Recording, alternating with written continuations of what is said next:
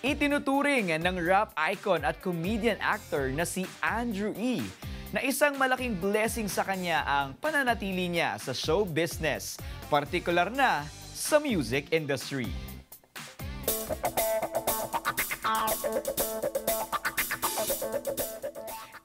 Isang pambihirang pagkakataon umano ito sa katulad niya na isang music artist.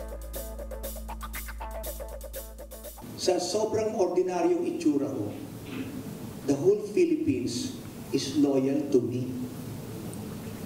They are so loyal to me. Kasi sa mga kanta ko, feeling nila hindi ko sila iniwan.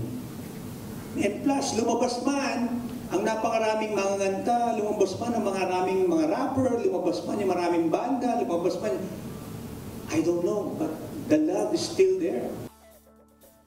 Sa kanyang 34 years sa industriya, ay namimiss din umano ni Andrew E. ang dating proseso at kalakaran sa music industry. Ibabalik din niya umano sa kanyang show ang signing ng physical album. Lalabas po ako ng Andrew E. CD ng mga never before heard songs na Andrew E.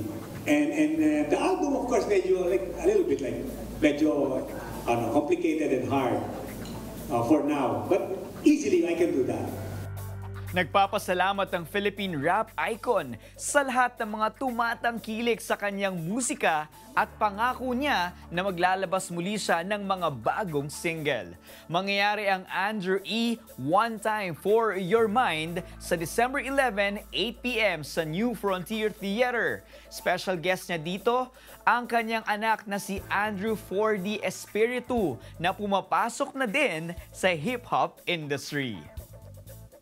Come for my dad's concert this coming December 11. I'm sure you will have fun and most excitement of all. Syempre, this is my dad's first concert. Syempre, hindi ko talaga na-expect na mangyayari to in a couple of years. So yeah, very excited to be part of this journey. Sa kasalukuyan, nakapag-release na si 4D ng mga kanta sa iba't ibang streaming platforms at isa nga din ang collaboration nila ng kanyang ama na Made in LA.